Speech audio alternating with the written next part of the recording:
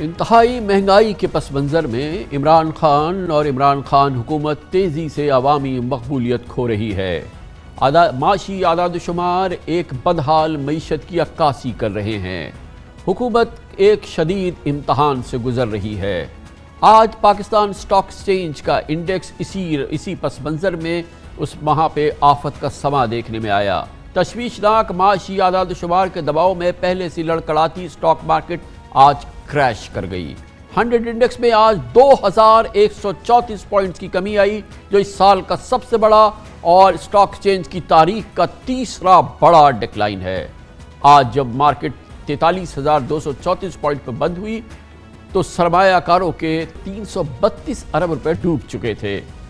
इसी दौरान आज डॉलर ने भी तमाम रिकॉर्ड तोड़ दिए। ओपन मार्केट में डॉलर 178 रुपए तक पहुंचा, जबकि इंटरबैंक में डॉलर तारीख की बुलंद तरीन सतह यानी 176 रुपए 42 पैसे पे बंद हुआ। आज इंटरबैंक में डॉलर की कदर में 94 पैसे इजाफा हुआ।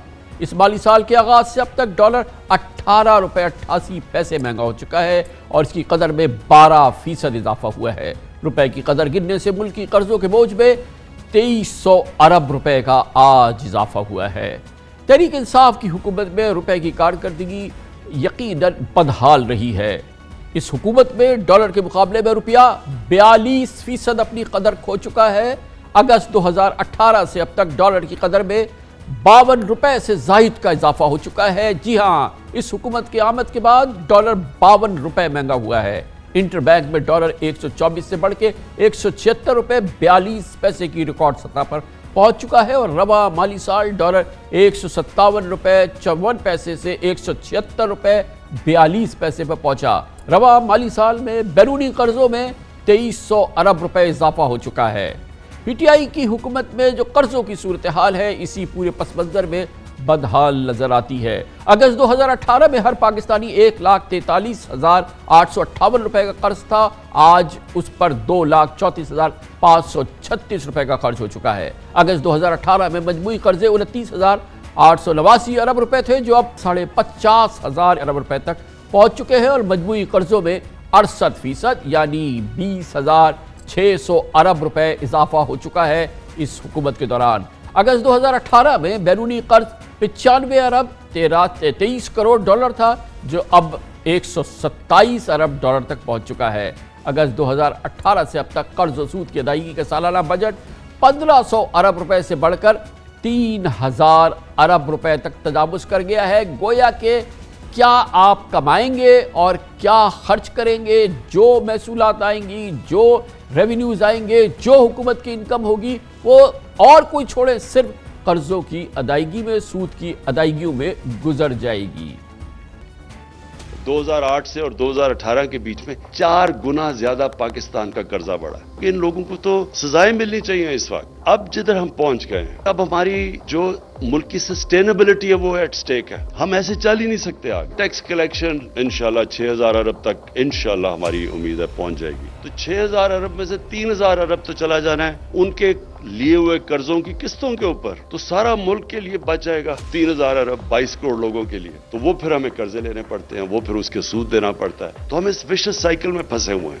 इसी दौरान मुसलसल तिजारती खसारे में इजाफा हो रहा है। इंपोर्ट्स भरपूर अंदाज में बढ़ रही है और एक्सपोर्ट्स उनके करीब भी नहीं आ पा रही। नवंबर में इंपोर्ट और एक्सपोर्ट्स का फर्क पाकिस्तान की तारीख की बुलंद तरीन सतह को छू चुका है। इंपोर्ट 8 अरब जबकि एक्सपोर्ट 2 अरब 90 करोड़ डॉलर रिकॉर्ड की गई है। नवंबर 2021 में तिजारती खसारा 5 अरब 11 करोड़ डॉलर रहा। इंपोर्ट का हजम माली साल के 5 माह में 33 अरब 11 करोड़ डॉलर, एक्सपोर्ट्स 12 अरब 37 करोड़ डॉलर रही। माली साल के पहले 5 माह में तिजारती खसारा 20 अरब 75 करोड़ डॉलर रह चुका है।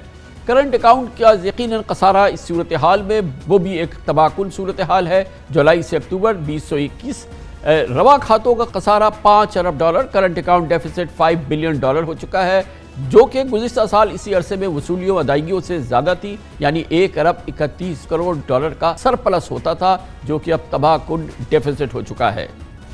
हमारे पास मसला है फॉरेन एक्सचेंज का, foreign exchange reserves, import export करते हैं, उसमें बहुत फर्क है। ये भी आगे बहुत बड़ा हमारे लिए चैलेंज है। जो मैं अपनी कौम को आगाह करना चाहता हूँ, जो अब खतरा है कि जैसे जैसे अब हमारी इकोनॉमी बढ़ती जा रही है, प्रेशर अब पड़ेगा हमारे करंट अकाउंट के ऊपर। हमारे मुल्क से ज्यादा डॉलर बाहर जाना शुरू हो जाएंगे बनस्बत अंदर आने के। इससे हमने अब बचना है। जो मसला हमें आएगा वो है करंट अकाउंट। ये एक मसला इसलिए आ रहा है क्योंकि अब मशीनें इंपोर्ट कर रही हैं, टेक्सटाइल के लोग फैक्ट्रियां मजीद लगा रहे हैं, तो ये हमारा इस वक्त चैलेंज है। इसी पस मंजर में दूसरी तरफ शरह सूद में भी मुसलसल इजाफा हो रहा है और इसमें मजीद इजाफा यकीनी है। बुनियादी शरह सूद 8.75% है, जो कि चंद दिन पहले की है। सेंट्रल बैंक ने हाल ही में इसमें 1.5% का इजाफा किया था, लेकिन ये इजाफा अब मजीद इजाफा होगा। और कल इसकी सबसे बड़ी गवाही सामने आई जब टी बिल्स की नीलामी के जरिए हुकूमत ने कमर्शियल बैंक से कर्जे लेने का जब दिन था कल, वहां पे 6 माह के टी बिल्स पर शरह सूद 11.5% हुकूमत ने दी, जो कि गुज़िश्ता नीलामी के मुकाबले में 3% ज़्यादा है। और इससे सेकेंडरी मार्केट में जो इस वक्त पॉलिसी रेट है, यानी कि जो इस वक्त सेंट्रल बैंक का शरह सूद है और जो सेकेंडरी मार्केट का शरह सूद है, उसमें 3.25% का फ़र्क आ चुका है, जिसका मतलब ये कि 2-2.5% शरह सूद तो बढ़नी है और यकीनन ये भी एक तबाहकुन कैफियत होगी। इसी दौरान यकीनन इसी पस मंज़र में महंगाई की शरह 21 माह की बुलंद तरीन सतह पर पहुंच चुकी है। नवंबर में 11.5% रही है और रवा साल जुलाई से नवंबर महंगाई की शरह 9.5% के करीब थी। ज़र मुबादला के ज़खाइर पर भी प्रेशर नज़र आता है। 27 अगस्त 2021 तक ज़र मुबादला के ज़खाइर तकरीबन 27 अरब 22 करोड़ डॉलर की रिकॉर्ड सतह पर थे, जो अब 22 करोड़ 77 करोड़ डॉलर रह गए हैं। 3 माह में ज़र मुबादला के ज़खाइर में 4 अरब तकरीबन 5 बिलियन डॉलर की कमी हुई है। बैरूनी सरमायाकारी आ नहीं रही है, जो कि 2017-18 में बराह रास्त जो फॉरेन डायरेक्ट इन्वेस्टमेंट थी 2 अरब 780 मिलियन डॉलर थी, वो जून 2021 ख़त्म होने वाले साल में 1 अरब 86 करोड़ डॉलर रह गई है। यानी कि बराए नाम फॉरेन डायरेक्ट इन्वेस्टमेंट आ रही है। इमरान खान की हुकूमत कैसे मकबूल रह सकती है, कैसे उसके पांव जमे रह सकते हैं, यकीनन ये एक बहुत ही मुश्किल तरीन सूरत हाल है इस हुकूमत के लिए और फिर पाकिस्तान के लिए और पाकिस्तानियों के लिए। इस पर आज हम सैर हासिल बहस करेंगे और इस वक्त हमारे साथ जो हमारा पैनल है, माहिरीन, तजुर्बेकार इकानमिस्ट और जो हमारे मार्केट्स के लोग हैं, हमें ज्वाइन करें जनाब राशिद अमजद, जो कि स्पेशल एडवाइजरी काउंसिल जो वज़ारत ख़ज़ाना में काम करती है उसके रुकन हैं, जनाब आरिफ हबीब ग्रुप के चेयरमैन और पाकिस्तान के नामवर बिजनेसमैन, और हमें ज्वाइन कर रहे हैं जनाब आबिद क़य्यूम सुलहरी, माहिर माशियात। राशिद अमजद साहब, आप बताइए, आप हुकूमत को के मुशीर हैं, इन माली मामलात के हवाले से जो मैंने आदाद शुमार सामने रखे हैं, ये एक बहुत ही मुश्किल तरीन और एक सिंकिंग जो इकानमी के खदोखाल हो सकते हैं, खुदा न खास्ता, ये तो उसकी अक्कासी हो रही है। मुख्तसर बताइए कि कितनी तशवीश है आपको इस पूरी कैफियत में। शुक्रिया कामरान खान साहब, आपने बड़ी डिटेल में सारे अदाद और शुमार पेश किए हैं और आपने जो बड़ी ग्लूमी पिक्चर पेश की है वो कुछ हद तक सही है। और मैं इस वक्त बहुत सारे चैलेंजेस एक अनसर्टनिटी की वजह से दुनिया में, हमारे रीजन में, पाकिस्तान में, सब दुनिया में ये हो रहा है। सोचना ये है कि क्या ये जो हालात आज आए हैं, क्या हमारे लिए फ़र्क हालात हो सकते थे अगर हम पॉलिसीज़ फ़र्क रखते। और सवाल ये है कि अगर हम ये सारे जो चेंजेस हैं इनको पास ऑन ना करें और इन्फ्लेशन वगैरह को राज साहब, मैं